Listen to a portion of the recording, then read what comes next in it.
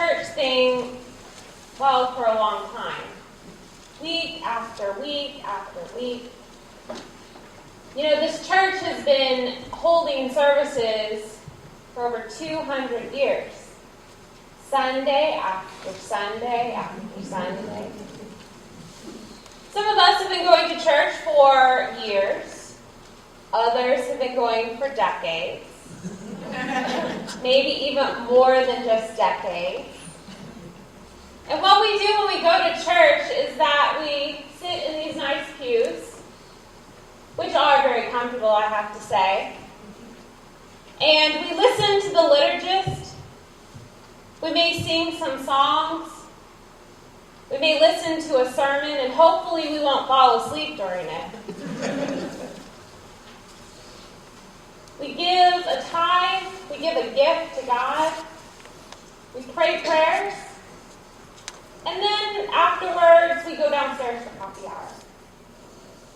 It's really easy just to kind of, go through the motions. I know Sunday after Sunday, it's kind of hard to sometimes consciously think about what we're doing. It just becomes so routine and rote every Sunday. But to actually stop and to think about what do we believe and why do we believe it is a question that I want this Lent for us to do. What do we believe and why do we believe it? The season of Lent presents itself as an opportunity to get out of our regular routines and to try something new. To do activities that deepen our faith. Maybe you're taking something on or you're giving something up for Lent. Well, another opportunity is you can do our book study. Shameless plug. And it will give you an opportunity to take time out of your week to ask questions and to reflect on our faith with fresh eyes.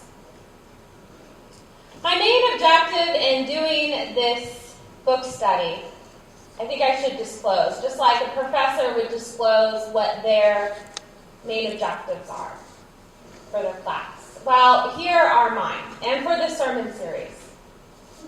I want us to critically look at our faith. Why do we believe what we believe? My goal is not that we all will believe the same. My goal is not that you will believe everything that I believe, or that you would even believe everything that Little Gully believes. That's not the point. My point is that I want us to think about our faith, and maybe in a way that we've never done it before, and to form your own conclusions about what you think about God. During Lent, we're going to be looking very closely on what it means to be a Christian, follower, a disciple of Christ. We are going to be looking at this, and there's many questions that come to my mind, maybe answers that would answer that question. Maybe we're Christians because we're members of churches, or because we tend worship on Sundays, or maybe because we volunteer at church by teaching a class or cooking that mean casserole for a potluck. What makes us Christian? Believing in a list of doctrines and beliefs, and then convincing others to believe those same beliefs?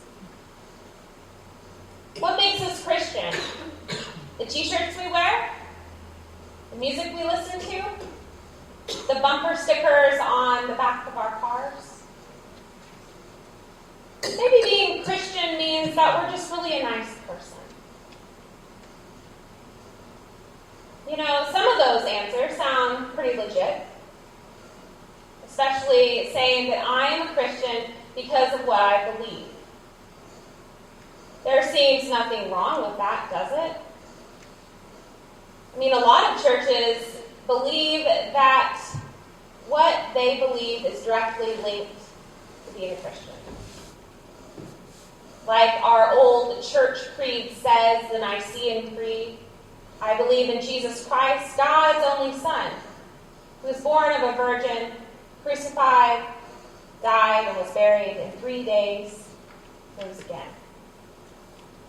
It seems pretty reasonable to say that I am a Christian because I go to church, I worship God, and I believe these things.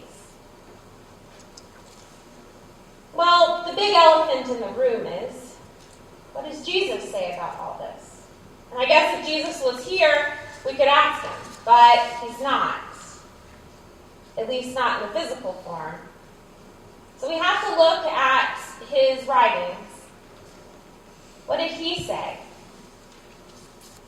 When I was pondering this question, one verse came to my mind, and that was our gospel reading for today.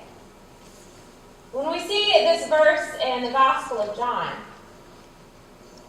we see that it is at the very end of Jesus' ministry. It's almost like we completely skipped Lent and we're already to Good Friday.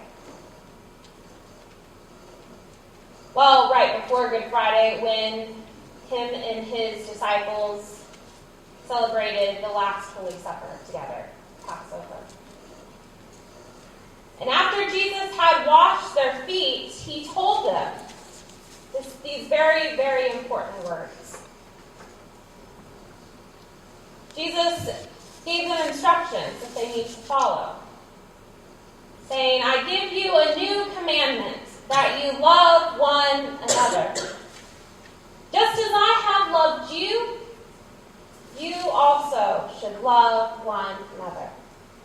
By this, everyone will know that you are my disciples. You love one another. So from what I'm really getting from this text is that people will know that we're his disciples not by our beliefs and doctrines, not by our church attendance, faithful or unfaithful, not by our bumper stickers. People will know that we are his disciples by how we treat and love one another. In chapter 1, Philip Foley discusses if the church were Christian, Jesus would be a model for living rather than an object of worship. Jesus would be a model for living rather than an object of worship. He points out that sometimes we put Jesus on such a high pedestal, and we make him such an object of our worship that we neglect to see Jesus as a role model for how we can live our lives. I know growing up for myself, I was a part of a church where belief in worship was a fundamental part of being a Christian. In my religious community, it was a place that fostered an environment where faith was very personal. And in some ways, it became almost self-centered. The only thing that mattered was my relationship with God and myself. Nothing else really mattered. It really didn't matter how I treated someone else. And when I became a minister, I was required every year to fill out this form to renew my credentials. And I had to check off that I still believed in all the beliefs, the doctrines, the dogma of the Assemblies of God. It was really pretty easy. You just check the box, sign your name, and poof, I renew my credentials for another year. And, for some of us, we may remember going to Sunday school when we were really young and coloring and maybe eating donuts, the maple kind, the ones that were really good. And hearing our Sunday school teacher teach us all the beliefs of the church. And for some churches, you have to believe a list of beliefs to be able to be confirmed into that church. And when you think about it, it is kind of easy if all you have to do is just believe in a list of doctrines. That's all our faith is. It's pretty easy if our faith just focuses on praying a prayer of salvation and then we're saved. But beyond that, beyond just believing, what if our faith focused on loving one another? Well, that would be a whole lot harder to do. It would require action on our part, not just believing. If our faith focused on Jesus as a role model, well, that would be pretty hard. It would mean that maybe I'd have to evaluate my life and evaluate how I treated others. My prayer today is that people we meet and that we know will know that we are Christ's disciples by our actions and our words. My prayer is that Lakeville and Livonia will know that we are Jesus' disciples by how we love others, how we accept the excluded, how we love even those on the margins of society. My prayer is that people will know that we are Christ's disciples by how we love everyone, no matter who they love. Gay, lesbian, transgender.